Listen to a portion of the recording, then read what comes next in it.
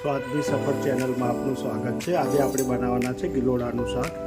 એને આવી રીતે લાંબા કટ કરીને લઈ લીધા છે। તમે જે રીતે ગોળ ખાતા હોય તેવી રીતે સમારી શકો છો।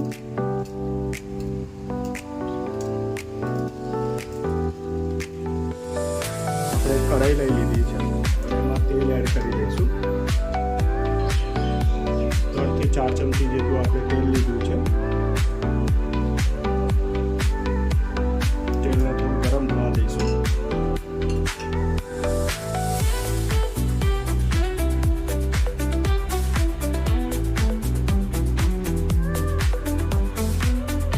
તેલ આપણું ગરમ થઈ ગયું છે, હવે રાઈ એડ કરી દઈશું।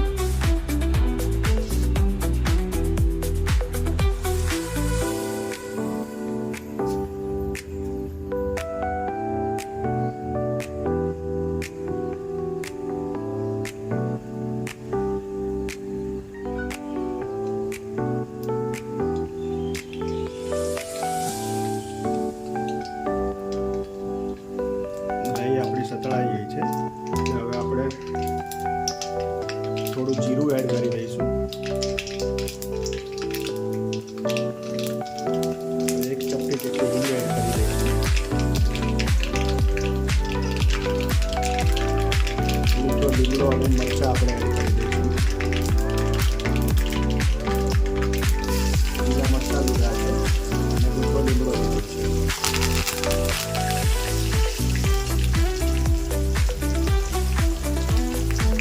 ગિલોડા એડ કરી દઈશું।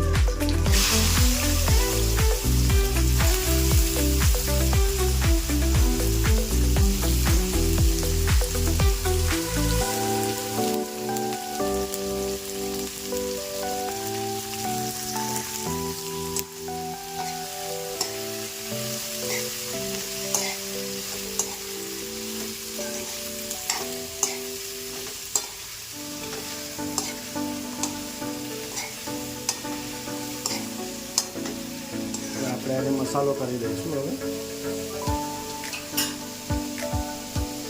હળદર છે,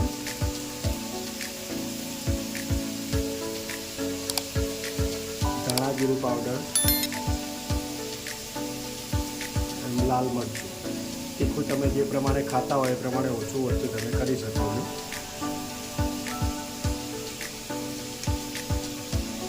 સ્વાદ પ્રમાણે મીઠું લઈ લઈશું।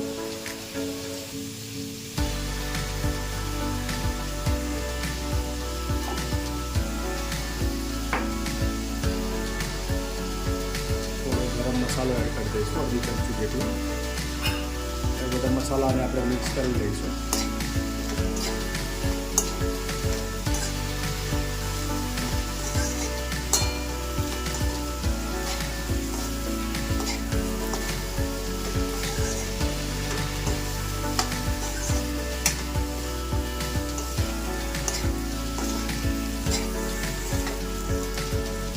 થોડુંક આપણે 4 થી 5 ચમચી જેટલું 4 થી 5 ચમચી જેટલું પાણી એડ કરી દઈશું।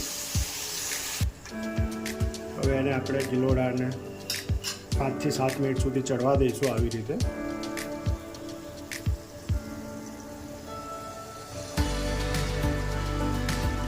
વચ્ચે વચ્ચે થોડા આવી રીતે હલાવતા રહેવાનું છે, બરોબર મસાલો જે આપણો છે મિક્સ થઈ જાય।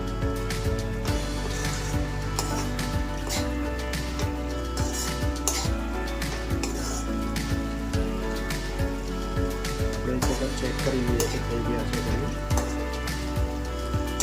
હજી થોડા આપણા કાચા છે, થોડા હજી 3-4 મિનિટ સુધી એને ચડવા દઈશું આપણે।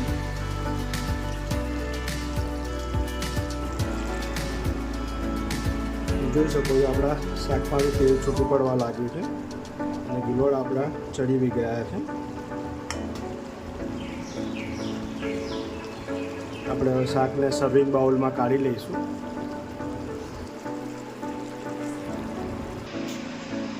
જોઈ શકો છો આપણું ગુજરાતી સ્ટાઇલમાં ગિલોડાનું શાક તૈયાર થઈ ગયું છે।